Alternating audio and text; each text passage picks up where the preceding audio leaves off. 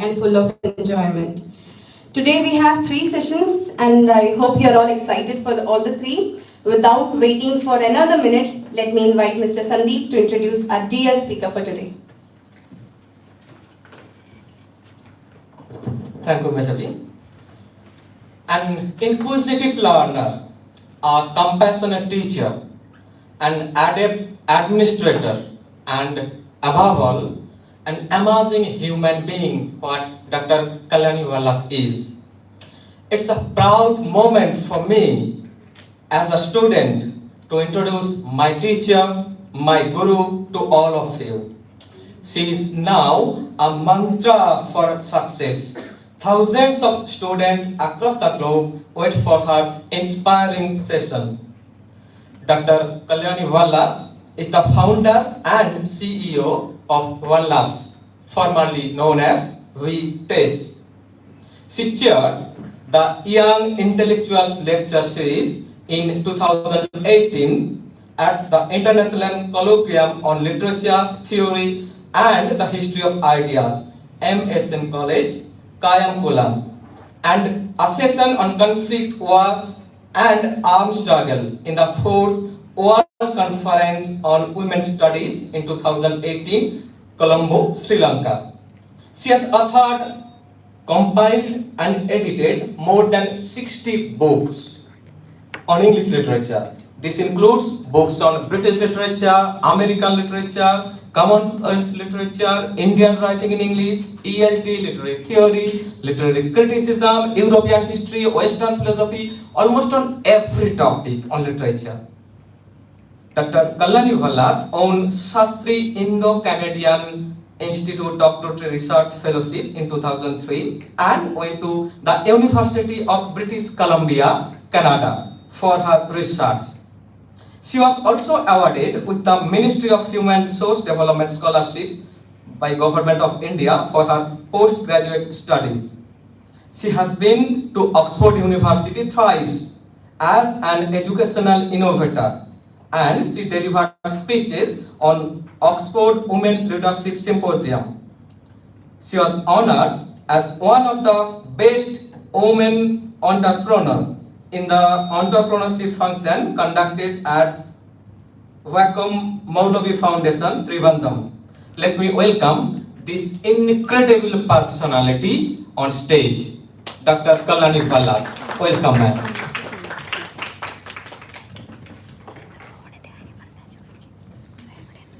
Thank you, everyone. I am just Kalyani. All these stories that were told about me make me happy, and I want to be like that. But I'm not that. I'm just Kalyani. Stories are what make us. Yesterday we watched a movie, a story of an ordinary man, and we loved it. All the lectures that we heard connected with us because they constituted a story. I don't have to talk about the importance of stories in education or business or any walk of life these days. Storytelling is what we all do everywhere.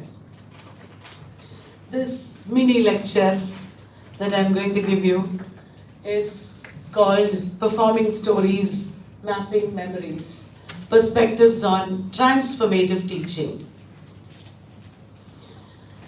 As many of you know, I have thrived in the academia as a freelance teacher because of my storytelling skills. That is why I thought I'll talk to you about it, because that is what makes me a teacher, and that really works. These days I tell my students who are preparing for NET, you are professors. I make them dream about that future. I make them think about, we think together about all the great things they'll do in the future. I tell them, you will be in this college, you'll be going there to teach, you'll invite me there. And they love it so much. some people who passed in the previous NET exam came and told me that in the exam hall, before the exam, after the exam, the one thing that really fired them was this dream, that story that we shared. So, what we are as human beings, why we become successful, is because of stories. Stories in the form of our dreams, stories in the form of our aspirations, experiences. And they transform us. So I just put together all these elements and made a topic. And it works every time because it's stories. Now here, I have talked about transformative education. In literary theory, we talk about the death of the author.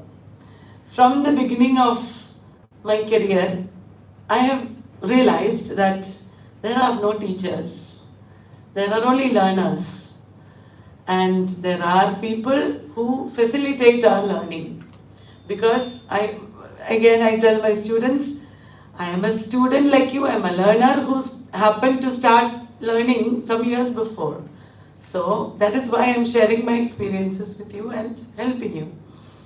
We should really take it to heart that there is something like the death of the teacher, where teachers' authoritative stance is completely wiped out. We become equal to the learners, we are all learning together. Now this theory is nothing new. That the teacher is a facilitator is nothing new. But how exactly do we do it in this educational system? By trial and error method, I have come to some realizations in my career, which I will share with you now. This is not a very learned paper. It is just a thought sharing session. And the birth of the learner happens when the death of the teacher takes place, obviously. Because learning is something that we understand today as lifelong, as continuous. It happens every minute. As all of us know again, we have to break free from the four walls of the classroom, and we have to devise ways of continuous learning. And this is possible through online education. The problem is that many of us just plunged into online teaching and online education without being prepared for it because of the pandemic. But by now, we have realized that online education or online teaching must be different from online learning.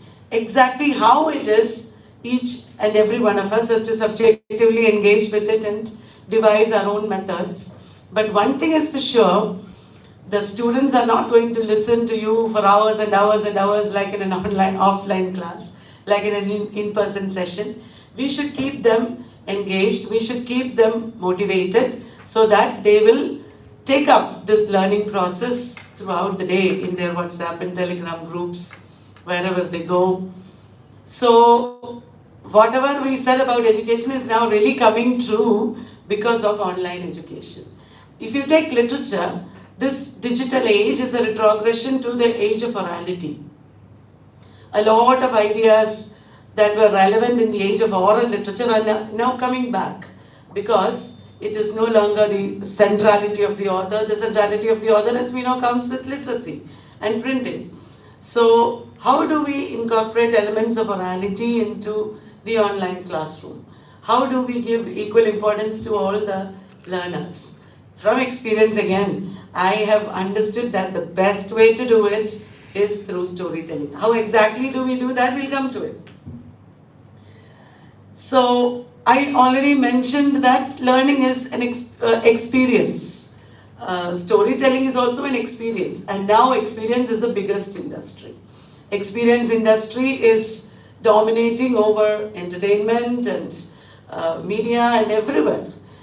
Here also you have come for an offline session because we expect some rich experiences from interaction, from through all avenues. So this experience is becoming invaluable, and we have to realize it and translate it into education, and that is what is called transformational education.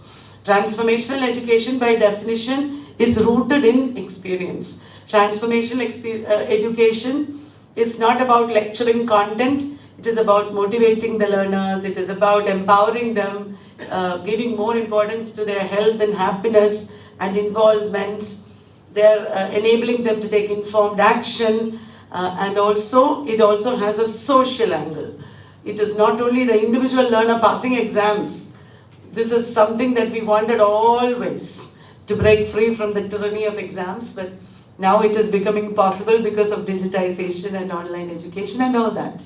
So now education can be more and more community oriented, social oriented. Social entrepreneurship is what I call my entrepreneurship. Of course, there is something called social entrepreneurship, but I'm trying to be a social entrepreneur. Every educator is in a way a social entrepreneur, addressing problems in the society, solving those problems, empowering people to circumvent these issues. That is called social entrepreneurship. That is what education also is. So, education should be transformational. It should change people. It is not about whatever aims we had in the past. We know that. And then there is another interesting concept in relation to this. It is a philosophical idea, perceptual presentness. Now, this idea came to me when I was teaching structuralism. We say that orality is presence, the speech is presence, writing is absence. And if online education is a return back to the values of orality, online education should be presence. But practically we know it is absence. They will switch off their videos. We don't know whether they are attending, whether they are with us. This is the biggest challenge for teachers. So then I checked out presence in philosophical terms in books and internet, and I came across two interesting concepts: perceptual presence and locational presence. It is easy to understand. If you are here physically in that location, that is locational presence. Experience located in the present. We are aware of the experience as present. We know this is present. But in a story, I'm telling the story of Tess of the Rivervilles. There, Tess is a past thing. But only when we tell the story will it become part of our perceptual presence. It's happening in front of us. We experience it. We are seeing the characters. Like that it comes in front of us. But that is perceptual presence. So I was wondering how to incorporate the idea of perceptual presence in the online classroom. How can online education be rooted in perceptual presence? Somebody give me a phone because I don't know the time. Yeah. It's better if it's my phone because otherwise this will have the screen saver. This is it. I got it. Watch. Again, this has screensaver, right? No, all right. Thank you. Then, so perceptual presence is, we are feeling in our perception that this is the present. So in all these ideas that I've shared with you that we already know, the solution is storytelling. And how do we turn the classroom into a conversational storytelling session? This is a challenge because in university education, the idea like Blaise, Johnny, etc. were talking to us about, it is more about criticism. It is about interpretation. Teachers are not supposed to tell us the stories of the text because story is understood as a summary and also an experience that you should get with your own reading. In this age, when reading is dying, each and every one of us sitting here is not reading as much as we should or as much as we can. Some people very less. Who was it who told us after MA was that person realized that we have to read a book. You see, and it's the reality. I have been teaching students who are normal human beings. They are not bad people or evil people in any way. They have come to the MA course and also done the MA course without reading a single book. It is not their fault. It is easy for teachers to keep saying it is the fault of the students. But if it is continuing to happen, There is something seriously wrong with the system. I would personally say it is because the nature of reading is changing. Why don't we accept it? Why do we have to expect all the future generations to keep on reading the books in the same way as we did before? Maybe it will remain. Maybe even 100 years from now, people will still read books. Let it be so. But it is possible that majority of people, which is already true, will not read in the same way as we have been reading all these years. So here reading is replaced by experience. We want to watch the movie instead. We want somebody to talk about us, and we'd rather listen to the summarized talk than the text. You can't change the course of history that easily. So how do we embrace this concept of experience which has been replacing reading? That again comes back to storytelling. I don't have to again tell you this. Storytelling allows teachers to enter the lives of the students, in so many ways. Because you become characters, you start connecting with each other. There is a great relationship that is formed. Yesterday was a beautiful day for me. At the end of the day, at 7 p.m., I had a class with my online students. And it was 9:30. We had a very heavy session from 7 to 9:30. We were studying criticism. But they just wouldn't leave the class. At 9:30, they remained and we were all talking. Because we just happened to touch upon, again, storytelling. It is only stories that hook us. What really we talked about and how we talked about it, I will tell you at the end of the session. I am a YouTuber. You have to watch the entire video. At the end of the session, I will tell you what that exciting thing about it is yesterday.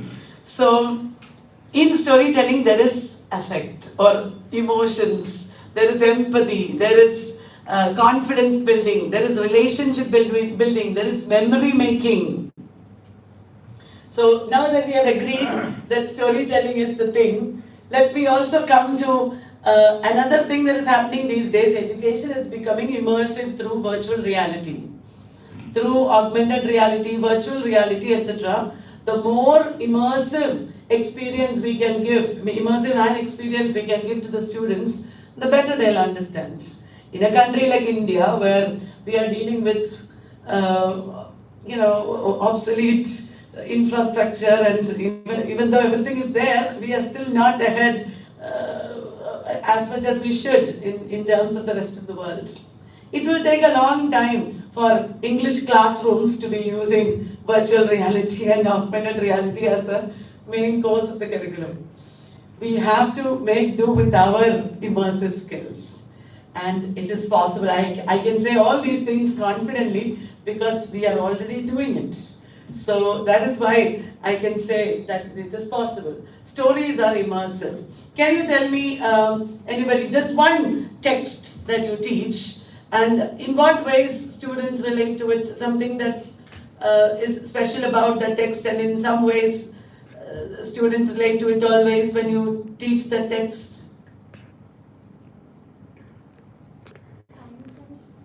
Crime and punishment. In what ways does it teach you? Touch you? The way Raskolnikov's brain works, the way he thinks, so I feel students get involved in it very much. They also feel like how Raskolnikov might have felt. Raskolnikov's dilemmas is, Madhavi says, a very important touch point where you get a totally new perspective, maybe of crime, of the way human mind works. Any other text? Pride and Prejudice, ma'am. Why? Maybe, girls are teenage girls, UG students. Teenage girls, UG students. So they will be having that romantic notion of marriage, falling in love, hopelessly falling in love, that crazy to be swept away. Totally new perception of marriage and relationships. Yes. Pride and Prejudice gives girls especially. That is what Subhashri says. Great, wonderful. If you think of any classic for that matter, both these are classics. Why are classics classics? Because those are texts that give us immersive experience. We just fall into it. We become like one of the characters. In some ways, those classics touch us. That is what any classic is. That is how contemporary classics are also formed. So, stories are immersive because they have perceptual presence. They draw us into it. We become part of that perception. We become part of that milieu, that mise-en-scène, as Blaise Janissa was saying. And another way stories are immersive is because they involve multiliteracies. Multiliteracies is not only about language, it is also about all the other kinds of expression, as we know. Visual, sensory, everything. In order to understand a story, we completely get involved in it. Even a teacher who is very engaging or a speaker who is very engaging may not be telling us a story, but that teacher or speaker is drawing us into his or her narrative in more ways than one. That is also immersive. So storytelling is not just telling a story in language. Storytelling is about gestures. It is about your intonation and voice. It is about the way in which you use space. It is about so many things. Visual representation, not necessarily through pictures, but through gestures and actions. You can bring alive these characters and situations in front of people. It requires practice and skill, but it is a very good skill that we can all acquire. And also, storytelling is not just a narration, it is action. Storytelling as action. In sociology, this theory is there. I was reading about it. Narrative has been viewed as social action. All the things that I'm saying has theoretical backup, even though I'm not today talking about it. If you just search online, you will find authors, theorists' works that deal with it. Storytelling takes place at 3 levels, as we can presume. It is at the level of the story, it is at the level of the communicative discourse, and it is also in social situatedness. When I talk about Raskolnikov in the class, it is not only Raskolnikov's story that we are talking about. We are also talking about the relationship between the speaker and the audience. We are also talking about many ways in which this becomes relevant in the society. So, narration as action, that is a very important concept I came across. And then I was researching on this and I came across an interesting paper, Why Inspiring Stories Make Us React, The Neuroscience of Narrative, by Paul J. Zak. This is what I came across, and I was going through it. It's a very interesting read. What are the 4 happiness hormones in our body? We have dopamine, we have oxytocin, we have serotonin, and we have endorphins. When we joke, when we hug each other, when we do exercises, and when we tell stories, one or the other of these is being produced. And it is oxytocin, according to Paul J. Zak, it is oxytocin that is being produced in the context of storytelling. Oxytocin is, again I googled, it is typically linked to warm, fuzzy feelings shown in some research to lower anxiety and stress. It is also related to other aspects of the body, but in this context, oxytocin regulates our emotional responses, pro-social behaviors, trust, empathy, gazing, positive memories, positive communication, etc. Today, when everything is becoming increasingly scientific, we should know these things also, the power of storytelling. And another very important aspect of storytelling that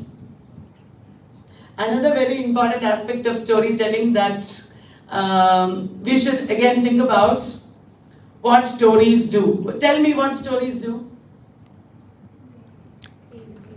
To relate to ourselves. Whatever I have not said till now, that you say, they drive us towards emotions, they make us emotionally engaged, then It is. they teach.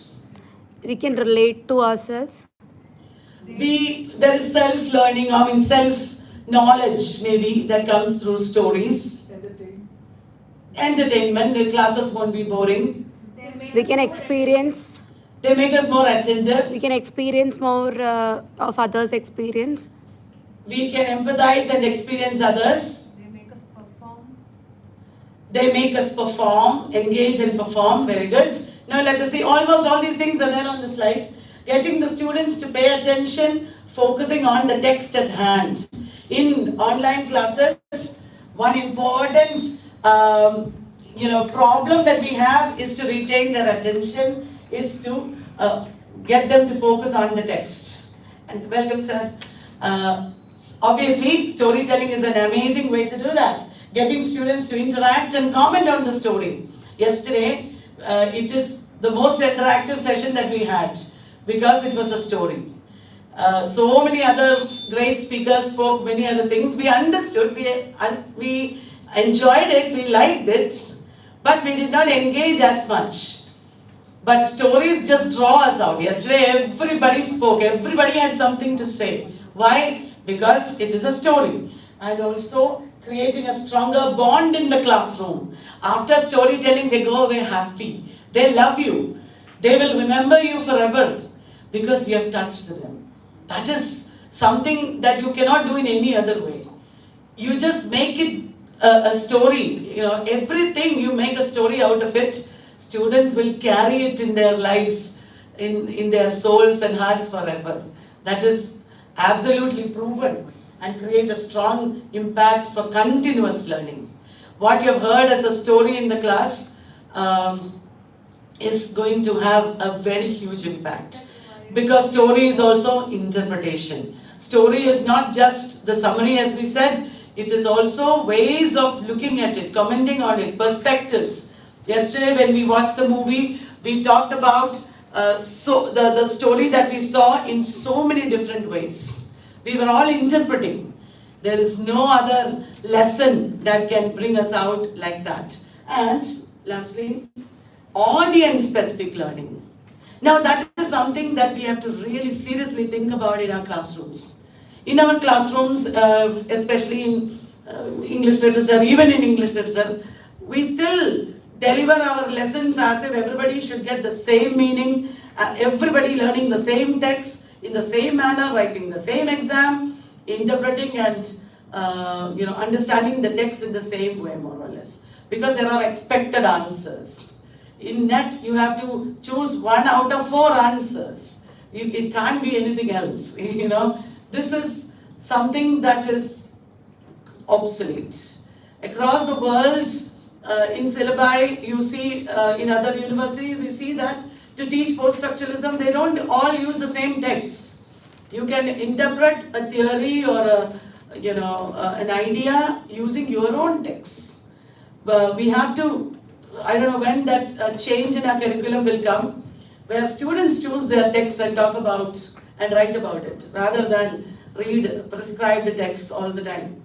And Stuart Hall, for example, there are so many theories that we can quote to illustrate this, to support this in communications. Stuart Hall's is encoding, decoding that everybody knows. What is it about? It is about interpretation being subjective. You are encoding in a certain way. When I teach structuralism, it will not be like how you teach structuralism or anybody else's. Everybody will teach it in a different way. That means there is not one structuralism, but there are structuralisms. And because I have the freedom to interpret it my way, and I am doing it, you are doing it. And students also will understand it in their own ways. We don't have the platform where we can discuss and accept people's interpretations of theories or texts actually in our traditional classrooms. We are still very homogeneous and we expect a universal outcome for learning. Now my paper is 90% introduction and 10% content. All this is introduction. Next. How to do things with stories. Now we know that storytelling is important so much that it can give you a career.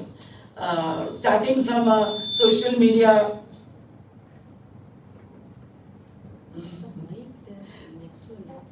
That is. It is on. Maybe. I will put it here. Only after the watch came. Anyway, okay. I want a normal watch. Right. So, sorry for the disruption.